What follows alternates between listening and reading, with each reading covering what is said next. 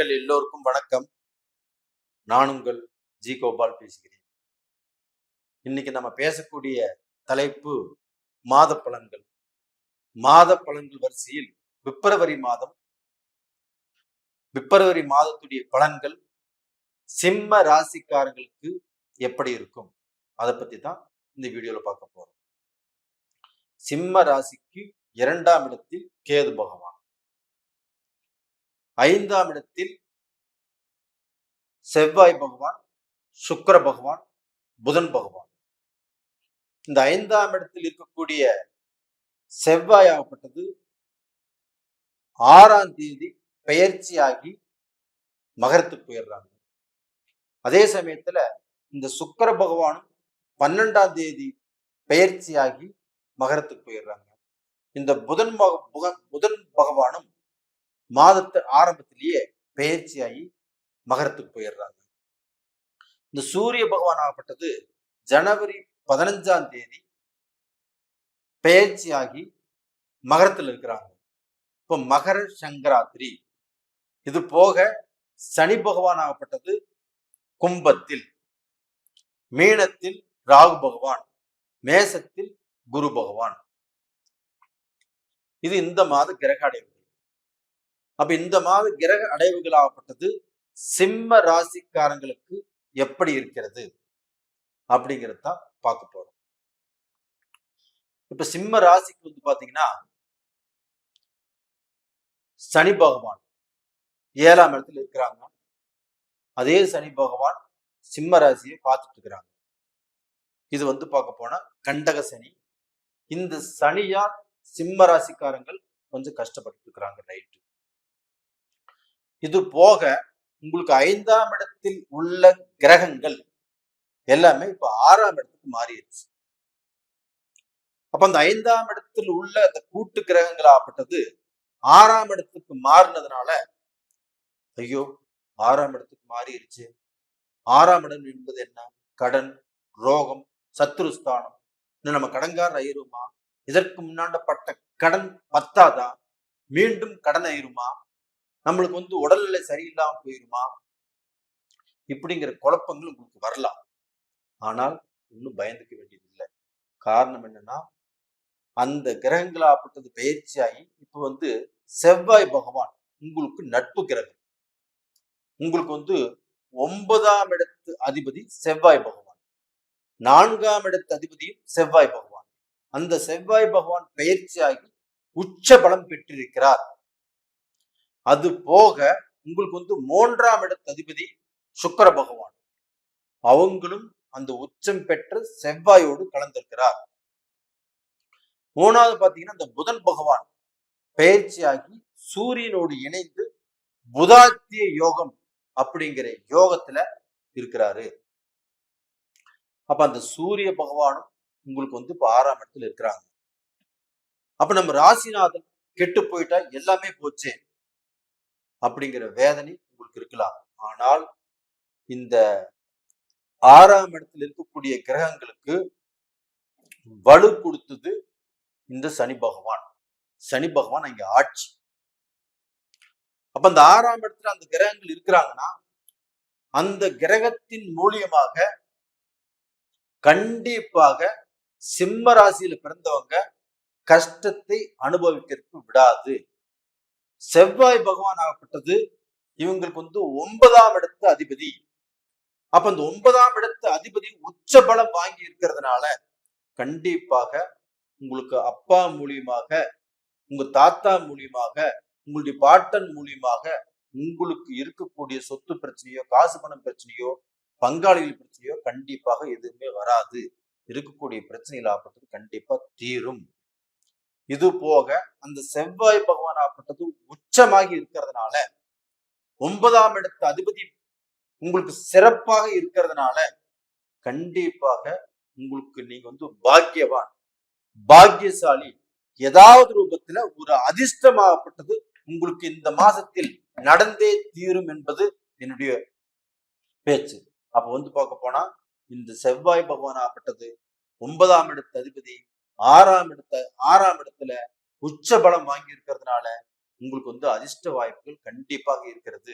அப்போ உள்நாட்டில இருந்து வெளிநாட்டுக்கு போனவங்களோ இல்ல வெளிநாடுகள்ல வசிப்பவர்கள் அவங்களுக்கு வந்து பார்க்க போனா இந்த லாட்டரி சீட்டு வாங்குறாங்க.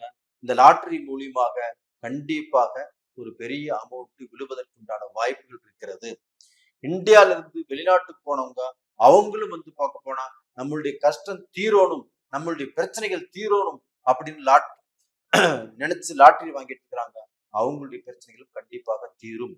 அது போக இங்கிருந்து வெளிநாடு போனவங்களுக்கு சிட்டிசன்ஷிப் அதை எதிர்பார்த்து அதை அப்ளை பண்ணி ஒரு டைம் 2 டைம் ரிஜெக்ட் ஆயிருக்கலாம்.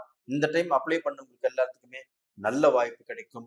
கண்டிப்பாக உங்களுக்கு அங்கே கிரீன் கார்டு கிடைக்கும். அந்த நாட்டு குடியுரிமை பெறப்போகிறீர்கள். கண்டிப்பா நல்லா இருப்பீங்க. இது போக பாத்தீங்கன்னா உங்களுக்கு வந்து அந்த 3ஆம் இடத்து கிரகம் சுக்கிர பகவான். அந்த சுக்கிர பகவானாகப்பட்டது செவ்வாயுடன் இணைந்து உங்களுக்கு வந்து தைரியத்தை கொடுத்து உங்களுடைய வாழ்க்கையில அந்த கலைகள் சம்பந்தப்பட்ட விஷயத்துல நல்ல இன்ட்ரெஸ்டை கொடுத்து அந்த கலைகள், அதாவது வந்து பார்க்க போனா சினிமா துறையில நீங்க வந்து ஒரு பாடலாசிரியரா இருக்கலாம், ஒரு கதாசிரியரா இருக்கலாம், ஒரு டைரக்டராக இருக்கலாம், ஒரு தயாரிப்பாளராக இருக்கலாம். அவங்க எல்லாத்துக்குமே ஏதாவது ரூபத்துல ஒரு நல்ல வாய்ப்பு இந்த சமயத்துல கண்டிப்பாக கிடைக்கும். அப்ப எந்த ரூபத்திலுமே இந்த மாதத்துல நீங்க வந்து பயப்படக்கூடிய அளவுக்கு எதுவுமே இல்லை. இப்ப அந்த 7ஆம் இடத்தில் இருக்கக்கூடிய சனி பகவான் கொஞ்சம் வந்து பார்க்க போனா உங்களுக்கு வந்து சலிப்பை கொடுப்பாரு, மனஸ்தாபத்தை கொடுப்பாரு, மனக்கலக்கத்தை கொடுப்பாரு. நீங்க எடுத்த காரியங்கள்ல கொஞ்சம் தாமதத்தை கொடுப்பாரு. கொஞ்சம் யோசனை பண்ணி நீங்க நடங்க, ஒன்றும் தப்பு இல்லை. அதே சமயத்துல உங்களுடைய ராசிநாதன் சூரிய பகவான் மகரத்திலிருந்து கும்பத்துக்கு போயிருவாங்க ஜனவரி 15ஆம் தேதிக்கு மேல. அப்ப வந்து பார்க்க போனா அங்க வந்து பிப்ரவரி 15ல கும்பத்துல சூரியன் இருப்பாங்க. அப்ப அந்த சூரியனும் சனியும் 2 பேரும் ஒன்று சேரக்கூடிய காலகட்டத்துல நீங்க சொந்த பிசினஸ் பண்ணலாம் அப்படிங்கிற ஒரு விதி இருக்கு. அப்ப அப்படி சேரக்கூடிய காலகட்டத்துல நீங்க யாராவது ஒரு பிசினஸ் பண்றதுக்கோ இல்ல பிசினஸ்ல மாற்றம் பண்ணுவதற்கோ இல்ல பிசினஸ்ல நம்ம சம்பாதிப்பதற்கோ இல்ல பிசினஸ்ல நம்ம வந்து கேபிட்டல் போட்டு நல்ல நிலைமைக்கு வரக்கோ தாராளமாக முயற்சி பண்ணலாம். நீங்க பிறந்தது வந்து பாத்தீங்கன்னா இப்ப சிம்ம ராசியில பிறந்திருக்கிறீங்க. பூச நட்சத்திரம், உத்திர நட்சத்திரம் இதுல பிறந்திருப்பீங்க.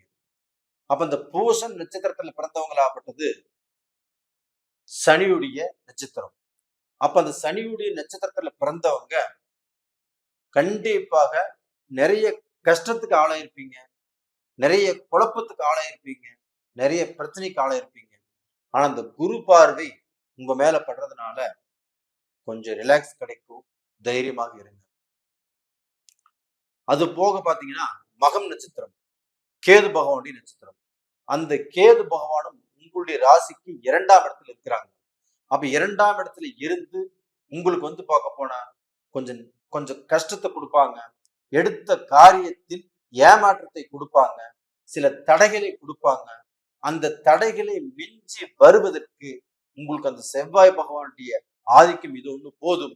சுக்கிர பகவானுடைய ஆதிக்கம் நல்லா இருக்குது. இது எல்லாத்தையுமே வச்சு உங்களுக்கு வரக்கூடிய தடைகள்ல இருந்து நீங்க தப்பிச்சுக்கோங்க. அப்ப அந்த கேது பகவானுடைய அனுகிரகத்திலிருந்து அது கொடுக்கக்கூடிய சோதனைகள் இருந்து கண்டிப்பா நீங்க தப்பிச்சுக்கணும். இதுக்கப்புறமாப்பட்டது உத்திர நட்சத்திரம். அந்த உத்திர நட்சத்திரங்கிறது சூரிய பகவானுடைய நட்சத்திரம். அப்ப அந்த சூரிய பகவான் ஆப்பட்டது மகரத்துல இருக்கிறாங்க. அப்ப உச்சம் பெற்ற செவ்வாயோடு சேர்ந்து இருக்கிறாங்க. அடுத்தது வந்து பார்க்க போனா சனியோடு சேர போறாங்க. அப்ப அந்த சூரிய பகவானால உங்களுடைய ஜென்மாதிபதி உங்களுடைய ராசி அதிபதினால நீங்க பாதிக்க போறது இல்ல. எந்த ரூபத்திலும் நீங்க தப்பிச்சுக்குவீங்க. அப்ப டோட்டலா பாத்தீங்கன்னா உங்களுடைய வாழ்க்கையில பல கஷ்டங்கள் வந்தாலும் அந்த கஷ்டத்திலிருந்து எப்படி வெளியில வருவது அப்படிங்கிறது இந்த மாதத்தில் கண்டிப்பாக உங்களுக்கு தெரியும். அப்ப அந்த அளவுக்கு வந்து பார்க்க போனா இந்த சுக்கிர பகவானுடைய பார்வையும் இந்த செவ்வாய் பகவானுடைய பார்வையும் இந்த புதன் பகவானுடைய பார்வையும் கண்டிப்பாக உங்களுக்கு நல்லதை பண்ணும், கெடுதலை கண்டிப்பாக பண்ணாது. உங்க ஜென்ம ஜாதகத்துல நடக்கக்கூடிய உங்க ஜென்ம ஜாதகத்துல அமைஞ்சிருக்கக்கூடிய கிரகங்களாகப்பட்டது சாதகமா இருக்குதா பாதகமா இருக்குதா அப்படின்னு பார்த்து தெரிஞ்சுக்கோங்க. அது தெரிஞ்சுக்கிட்டு தான் கீழே 2 நம்பர் கொடுத்துருக்குறோம். அந்த 2 நம்பருக்கு கான்டாக்ட் பண்ணுங்க, வாட்ஸ்அப் பண்ணுங்க. இந்த பதிவு கண்டிப்பா பிடிச்சிருக்குன்னு நினைக்கிறேன். பிடிச்சிருந்தா கண்டிப்பா சப்ஸ்கிரைப் பண்ணுங்க. சிம்ம ராசியில பிறந்தவங்க ஆணாகட்டும் பெண்ணாகட்டும் சில மனஸ்தாபங்களுக்கும் சில மன கஷ்டங்களுக்கும் ஆளை இருக்கிறீங்க. அந்த மனஸ்தாபங்கள் அந்த மன கஷ்டங்கள் ஆகப்பட்டு மெல்ல மெல்ல தீரக்கூடிய வாய்ப்புகள் வந்துட்டு இருக்குது. கண்டிப்பா நல்லா இருப்பீங்க. அதே சமயத்துல சிம்ம ராசியில பிறந்த ஆண்களும் சரி பெண்களும் சரி என்னுடைய சேனலை ரொம்ப பேர் பாக்குறீங்க, சப்ஸ்கிரைப் பண்றீங்க, எனக்கு ரொம்ப ஆதரவு கொடுக்குறீங்க, உங்களுடைய ஜாதகங்களை அனுப்பிச்சு என்னை பார்க்க சொல்றீங்க. கண்டிப்பா உங்க எல்லாத்துக்குமே என்னுடைய மனதார நன்றி சொல்றேன் நான். கண்டிப்பாக உங்களிடமிருந்து விடைபெறுவது உங்களின் ஜி கோபால். நன்றி, வணக்கம்.